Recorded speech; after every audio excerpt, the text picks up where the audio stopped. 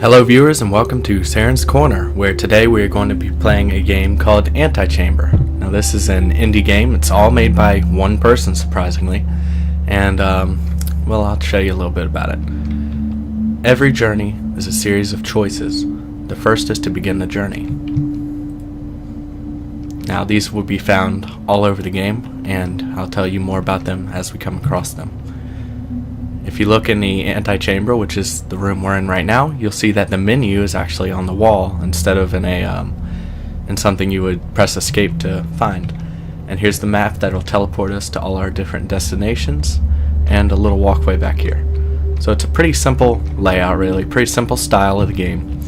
So we are going to jump right in, literally jump, and I'll start showing you some of the game. Now, as you can see, here's another picture, just like the picture that was up on the wall. And each one of these will have a different lesson to learn. And this one says, failing to succeed does not mean failing to progress. Or progress. So let's go down here.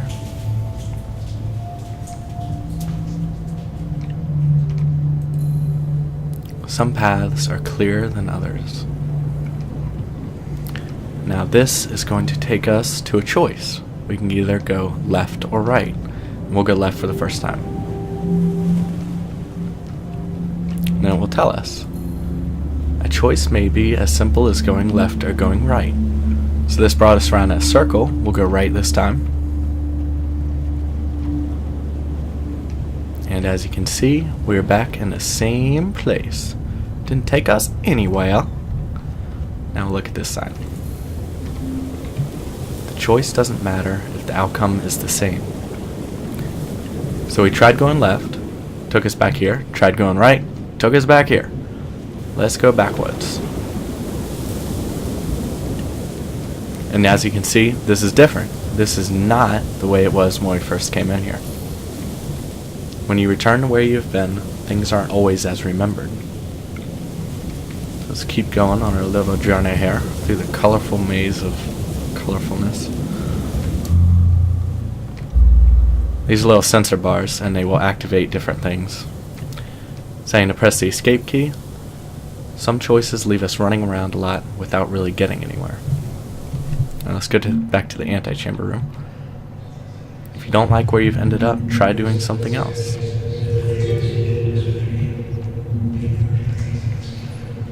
Now this thing is very important. You'll be seeing it throughout the game, including at the end of the game.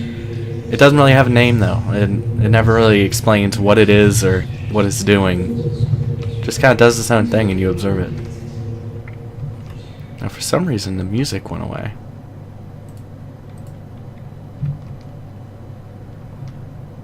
And I have no idea why that is. But let's go here. As you can see, this has changed. It now says to walk instead of jump. So we will obey the sign.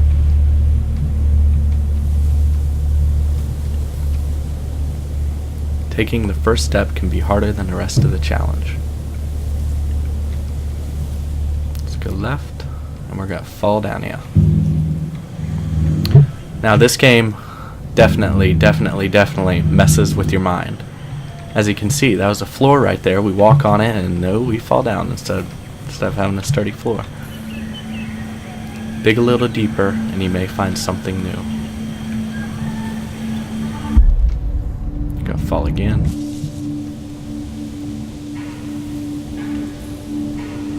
What appears impossible may have a very simple answer.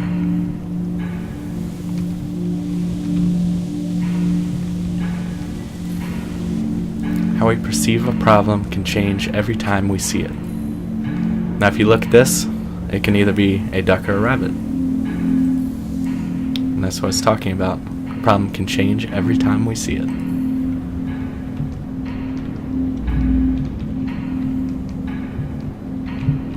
Alright, let's go in this room actually. You'll see this is going to spell out a word. Starting now. L-I-F-E, life. And this room is actually an art display showing all the different art that the creator made and then decided to showcase in the actual game. And in my opinion, this is what makes indie games great, when they're so original as to do something like this. You do not see this kind of things in mainstream games. But there actually is a room to find in here. So we'll go in here. When you absorb your surroundings, you may notice things that you didn't see before.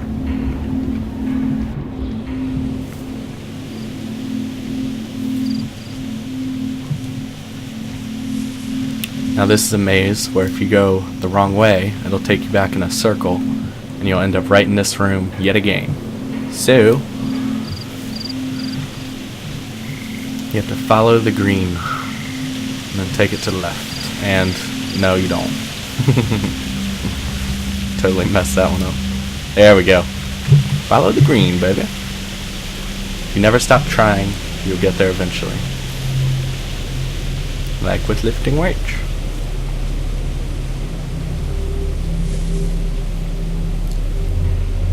This is a long corridor, but some choices can leave us running around in circles.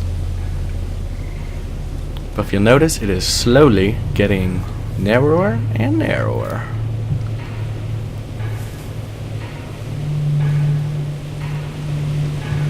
Until we eventually come around a full circle and come back here. Raw persistence may be the only option other than giving up entirely. Now the arrow is going to tell us exactly where to go. I didn't mention this, but if you're looking at this door, it closes, so you have to look away from it. A few steps backwards may keep you moving forwards.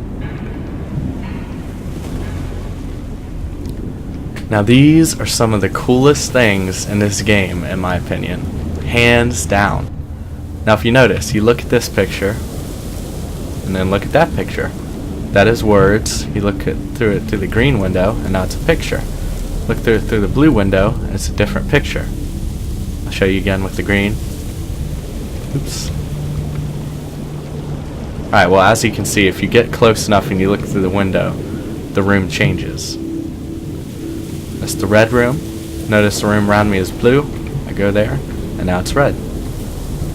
So, these act as portals through the game. A window of opportunity can lead to new places if you are willing to take a closer look. Now we are going to see Mr. Cube again. I don't know what to name him. I don't know. I haven't made a name for him yet. I'll think of something eventually.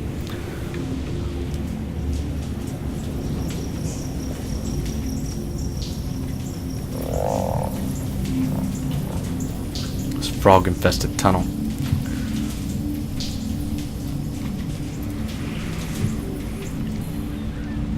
Look a little harder and you will find a way forward.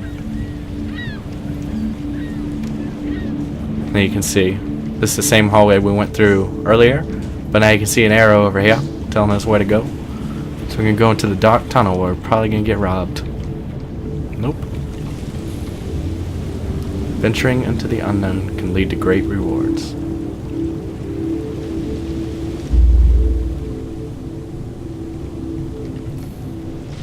The end may come before we were ready to get there. Life isn't about getting to the end. Now if you'll notice this, on these windows, the darker windows, it shows the map as it normally appears. But if you look through the lighter shades, it'll show you other areas of the map that you can't normally see until they're unlocked.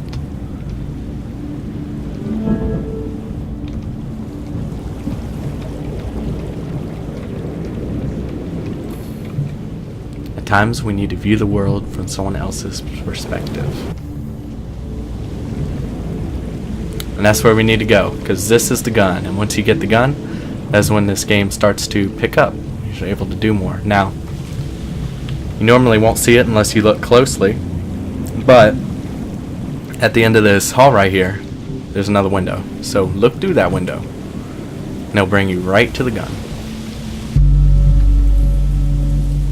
Try hard enough and you will get to where you want to be. All very inspiring stuff, obviously. Alright, so I just used this cube to hold open this door. I'm going to let that fall behind me. And this is only opened when there's something blocking the path, so I'm going to use the cube for that to hold it open while I go through. Some doors will close unless we hold them open. Now these little sensors, if you block them, they do certain things. So this is going to open this door over here. I'm going to take this block.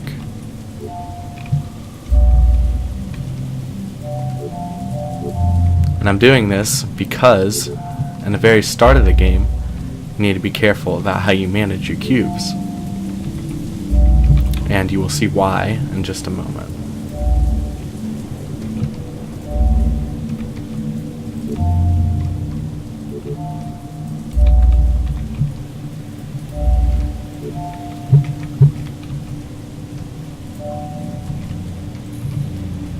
It's harder to progress if you're leaving things behind.